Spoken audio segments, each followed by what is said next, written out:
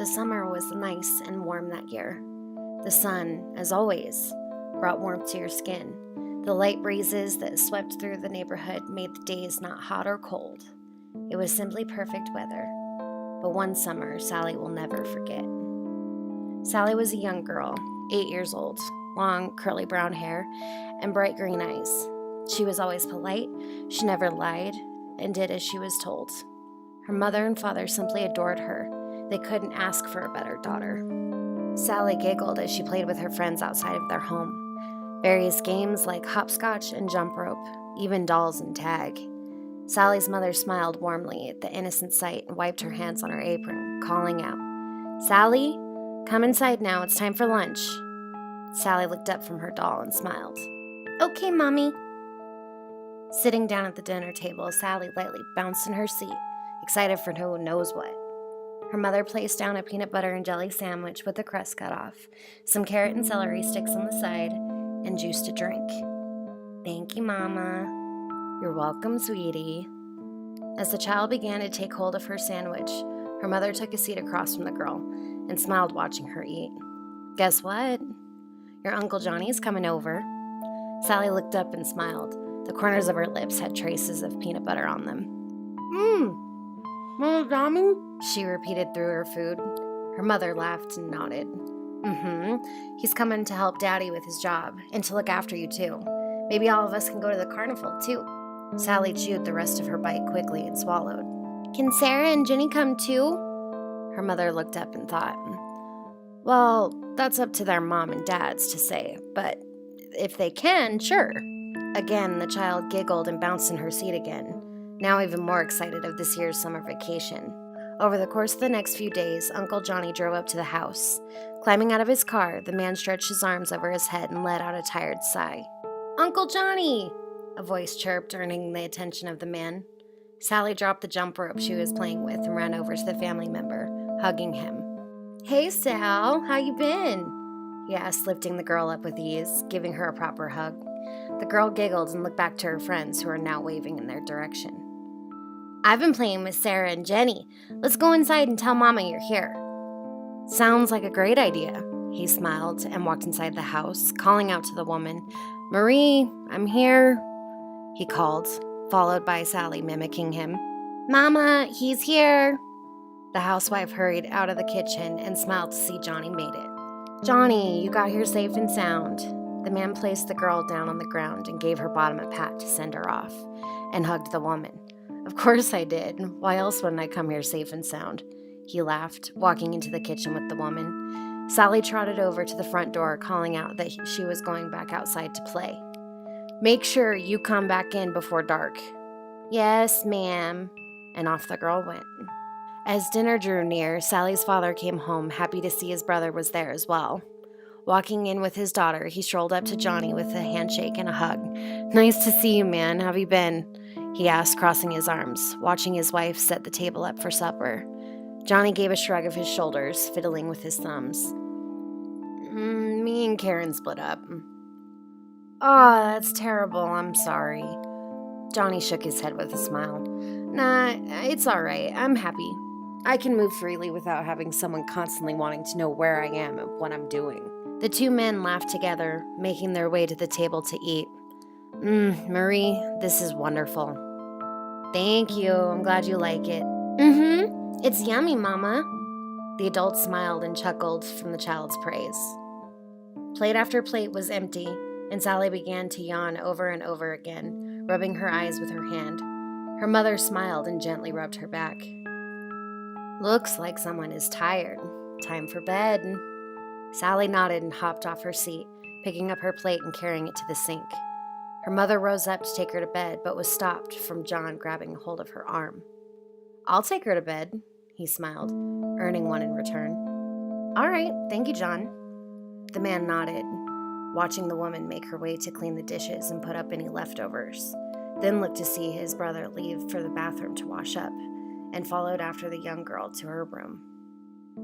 John smiled and closed the door behind him, watching the girl rummage around through her dresser for pajamas to wear. "You need any help?"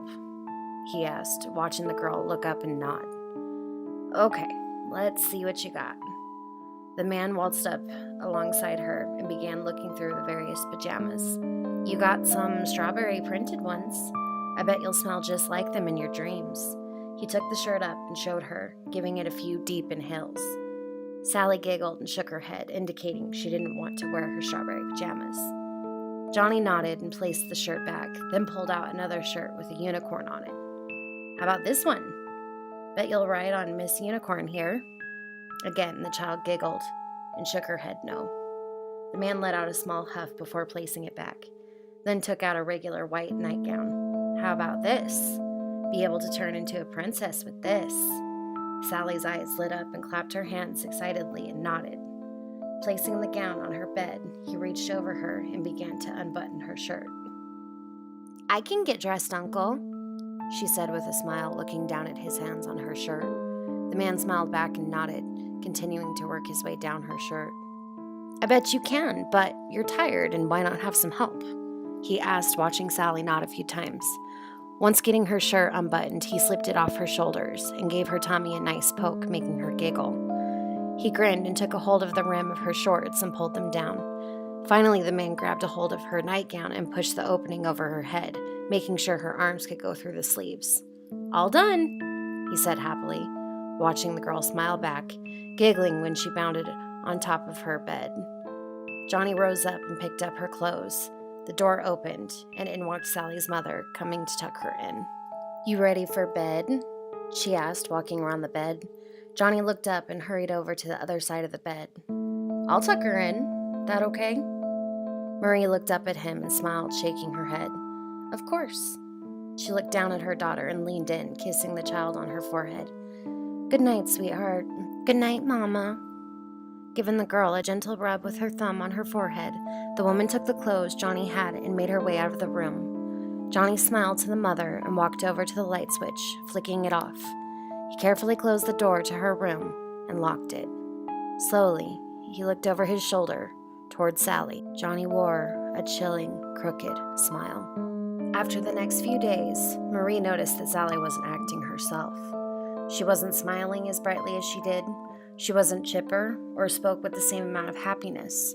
Marie took a hold of the child's hands before she left to play with her friends and took her aside. Sally looked up at her mother with a confused look. Honey, are you feeling okay? She asked, kneeling down to be at the child's height. Sally stared at her idly and slowly began to weep. Her mother widened her eyes in confusion. Sally? Mama, I didn't want to, the girl managed to say through hiccuping sobs. Didn't want to do what, sweetie? I didn't want to play. I didn't want to play his game. The child looked up at her mother and hugged her tight. He touched me and made me touch him. Marie frowned and gently began stroking the child's hair, comforting her, lightly shushing her to calm her down. Shh, it's okay. Mama's here now. It was a nightmare, that's all. The girl had a scary nightmare. Everything is fine now, okay? Don't worry about it anymore.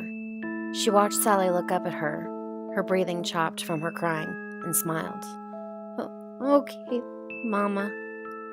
Her mother smiled and kissed her forehead.